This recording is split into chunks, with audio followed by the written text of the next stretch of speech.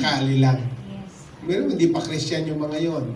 Nakipagsapalaran lang. Kaya maganda sa atin, anak tayo ng Diyos. Alam natin na anumang pagbabago, sasamahan niya tayong harapin ang bawat takot. So, let go of control. Hayaan mo si Lord ang mag-control. Let go and let God. Di ba may kasabihan? Let go and let God. Gawin mo at hayaan mo ang Diyos ay magpaka-Diyos sa iyong mga ginagawa. Let go of control.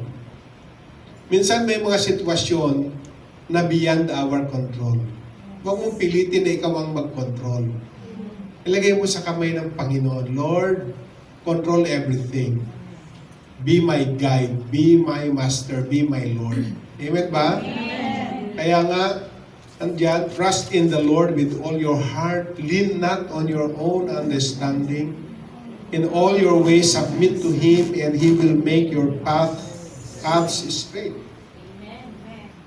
So surrendering our desire for control allows God to lead us in the right direction, even if it means embracing change.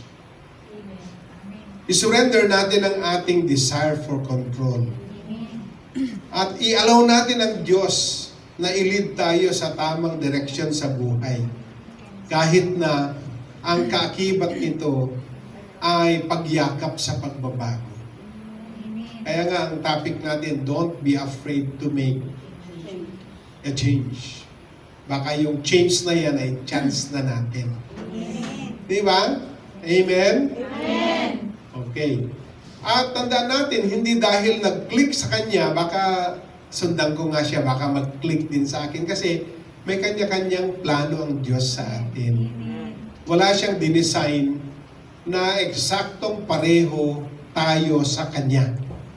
Kaya hindi pwede itong gaya-gaya lang. Diba?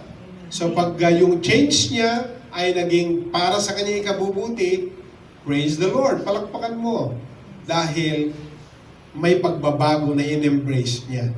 Huwag mo din sabihin, gusto ko rin maging katulad niya. Maaring iba ang ruta, iba ang journey natin, pero sa ang end result ng lahat ng journey, minsan ang journey natin maikli, mahaba, masalimuot, zigzag, minsan mabundok, di ba? Minsan ma-valley. Anong ma-valley? Mapatag. Ha? Minsan patag, kabundukan, karagatan, rough road, zigzag. Pero alam natin lahat na ang dulo ng ating patutunguhan ay para sa ating kabubuti na magbibigay luwalhati sa Diyos. Amen. Amen. Amen. Okay, let's go to point number 3. Embracing change for personal growth. So, itong pagbabago na nagre-resulta sa personal na paglago. Lagi nating tandaan, laging para sa ikabubuti natin ang pagbabagong inaalaw ng Diyos sa buhay natin. Amen. Amen. Hindi tayo pinaparusahan ng Diyos. Amen ba? Amen. Na kahit ramdam ninyo na parang pinaparusahan ako ng Diyos, sinungalingan yan.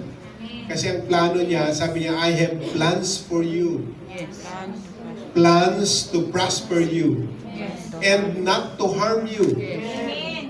Plans to give you hope and a future. Yes. Yung Jeremiah 29:11 ba na yun, may nakita kayong negative na bagay? I have plans for you. Positive ba yun? Amen. O negative? Plans to prosper you. Maganda ba yun? Amen. And not to harm you. Amen. Ganda. Plans to give you hope. Amen. And a future. Amen. Future pala, future. Diba? So embrace change for personal growth. Siyempre, yun ang dulo. Jeremiah 29:11. Pero, to be able to reach the dulo, meron kang pathway, meron kang dadaanan. Na minsan ay hindi natin ina-expect, hindi natin kino-consider. Kaya pag dumating yun, parang, Lord, akala ko ba Jeremiah 29:11? Nasa dulo ka na kaagad eh. Pero pang means to an end. Meron kang means para marting mo yung 29:11 na yon. Gusto naman kasi natin kaagad na Lord, promise mo, nung araw nag-backslide ako dyan eh. Hindi na mag-backslide, nalamig. Backslide pa rin yun. Kasi bago akong Kristiyano, nabasa ko sa Bible, ask and you will receive. Uy, lahat daw ng hingin ay ibibigay niya. May hiningi ako kay Lord, sa iba binigay. Kaya sabi ko, Lord, ako humihingi, ba't siya nakatanggap? Ayaw ko na sa iyo. Di ba? So nagtampo-tampo ako kay Lord nung bago ako Christian. Until maunawaan ko na hindi pala para sa akin yung hinihingi ko. Dahil kung napunta sa akin yung hinihingi ko, nasira ko. Buti na lang sa kanya binigay pala. Nasira din siya eh. Di ba? May mga ganun eh. May mga kinaiinggitan tayo minsan, na minsan, sasabihin ni Lord, ba mainggit yan? Kasi, kung yan ang ibigay ko sa iyo, hindi pa yan ang best para sa iyo. Sa kanya best na, kasi yun lang ang level niya, iba ka eh. Mas mataas ang ibibigay ni Lord sa iyo. Pero minsan, masyado tayo apurado. Gusto natin gawin ni Lord sa timetable na gusto natin. Lord, I want it now. Diba? Gusto natin yung now na. Diba? Gusto natin instant. Kasi sa panahon natin, instant na lahat. Diba? Kita mo, pag may nagkabanggaan ng balikat dyan, dahil nagmamadali lahat, saan nagkakaroon ng maraming disgrasya? Minsan 5 seconds, 3 seconds lang ang dahilan. Ayaw magbigay ng isang sasakyan. Sana kung nagbigay siya, nakalusot na isa, nakalusot na rin siya, 5 seconds, nakalusot na silang dalawa. Pero dahil mahalaga ang 5 seconds sa isa't isa, nagmadali pareha, boom! Diba? Nasirang parehong kotse, naantala na tuloy sila, sa yung 5 seconds, naging 5 hours, naging 5 months kasi may mga hearing sa insurance, hearing sa LTO, di ba? Samantalang 5 seconds lang pala, kung nagbigay ka lang ng 5 seconds, wala sana tayong 5,000 na gastos sa abogado na to. Tuwing hearing, 5,000. 5 seconds lang naman pala yung hinihingi sa iyo. Diyan kayo? Amen! Kasi ayaw nating mantala. Ayaw nating mabago yung plano. Minsan inaalaw ni Lord na nadali ka ng konti kasi pag napaaga ka, di ba? May naghihintay palang panganib o hindi maganda para sa iyo. Kaya pag hindi nangyari, leave it to the hand of God. Lord, inalaw mo yan na hindi nangyari kasi may mas maganda kang plano. Hindi ko nakita, hindi ko naintindihan, pero tiwala ko sa iyo na may dahilan ka kung bakit nangyari yun. Amen! Gets nyo? Amen! O, kaya dyan sa 3A, sabi niya, transforming our minds. Diba? Ano ba yung linalaman niyan? Embracing change for personal growth. Kasi ang change, it transforms our minds. Diba? Sabi sa Romans 12:2, do not conform to the pattern of this world, but be transformed by the renewing of your mind. Then you will be able to test and approve what God's will is, His good, pleasing, and perfect will. Diyan po, sinasabi, change provides an opportunity for personal growth and aligning our minds with God's will. Ang pagbabago ay nagbibigay ng pagkakataon na tayo ay lumago personal at ang ating kaisipan ay magiging sang-ayon sa anumang kalooban ng Diyos. Yan ganda. Amen? Amen. At ang change ay para tayo nag-step in faith.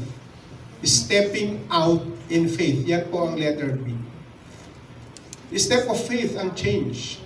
Kasi hindi mo alam kung anong mangyayari sa change na yan. Amen. Di ba?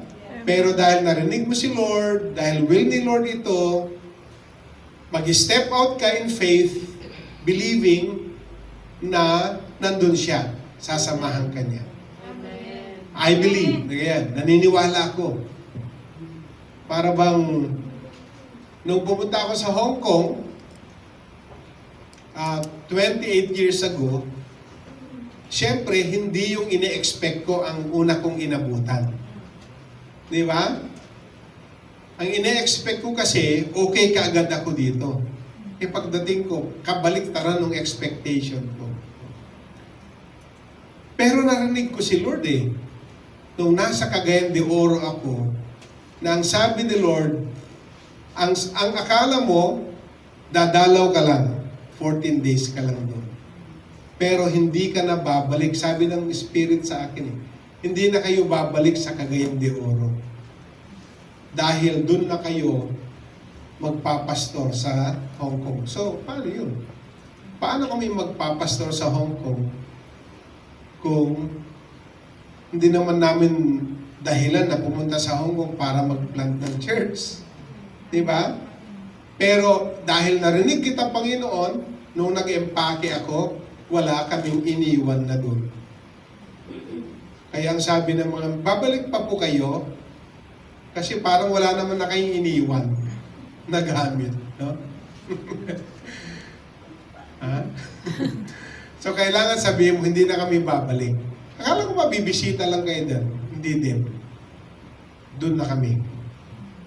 O, di ba? So, sila, change din sa kanila. Dahil after more than a year, ay alam nilang tapos na kami sa kanila at ibang pastor naman ang mag-handle sa kanila. So, may change. Nag-change. Kita mo, pag may change sa'yo, ang daming domino effect. Umalis kami sa Cagayan to here.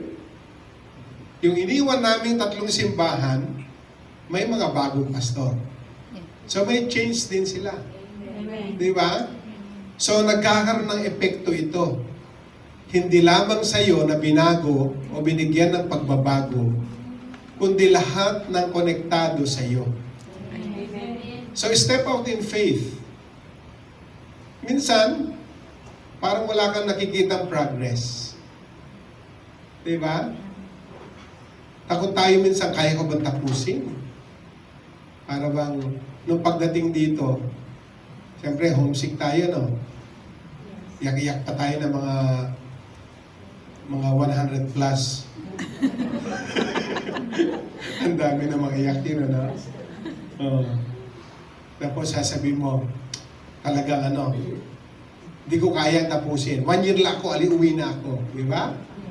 Nung maka 1 year ka, sabi mo, tapusin ko lang talaga to. Uwi na ako. O, di ba? Nung matapos mo na, may kontrata ka ng dala, ma'am.